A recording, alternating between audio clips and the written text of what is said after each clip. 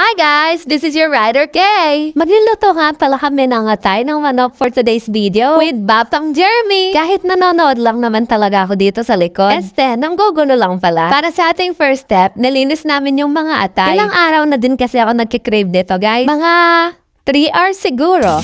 My little monkey, Humpty Dumpty. As you can see, yun talaga yung trabaho ko dito. Pagkatapos malinisan ng atay, niready na rin namin yung ibang ingredient. Boom! Pap! Ayan o, baka transition yarn. Ayan na nga, ready na yung mga ingredients natin. Sobrang init nga naglagay kami ng electric fan. Nandito kasi ako, sorry na. Okay, next step, heat the pan. Sobrang gutom na nga ako guys, kaya minamadali ko na siya. Then drop the oil. Sinunod na nga rin niyang ilagay yung bawang. Pagka golden brown, nilagay niya na rin yung sibuyas. Mas lumilitaw nga daw yung lasa ng paminta pag sinama mo sa ginisa. Kaso peke nga yata yung nabili namin paminta sa tindahan, walang lasa. Liver in, then stir. Mekos mo na yan, insan. Siyempre, pasimpleng chancing lang. Angel, mga bidyakene, nabalo makabidyo yo.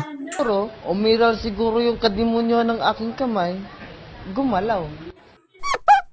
O, diba? Meron na akong masungit na driver, meron pa akong cookery. Sa buong video nga nito, guys, wala akong ginawa kundi sumayaw. Naglagay na nga rin kami ng sili para hot and spicy, parang ako lang. Mama ko da doktor and da doktor said, pagkilang po tatlo, nakatago na kayo. Nag-add na rin kami ng toyo, guys. Marami-rami, mga 1 litro. Manayaw tantanan, diri sa diskuhan. Daghan kayo og tao, mga tutang tanan, mga tutang tanan, diri. Siyempre, para mas masarap, dapat may kisa nagluluto. Hindi to optional, guys. It's a must. Susunod na step ay ilagay yung kalamansi. Tapos, wag mong kakalimutan yung betchin. Diba sabi nga nila, pag mahal mo, betchinin mo. For the last step, ilagay niya lang yung mga sliced onion nyo. Ikaw ba, paborito mo yung ganitong luto? Kung natakam ka, baka ito na yung ulam mo mamaya. Ipaluto mo na rin sa pinakamamahal mong cookeries. Kung meron. Bye guys! Kain na muna kami!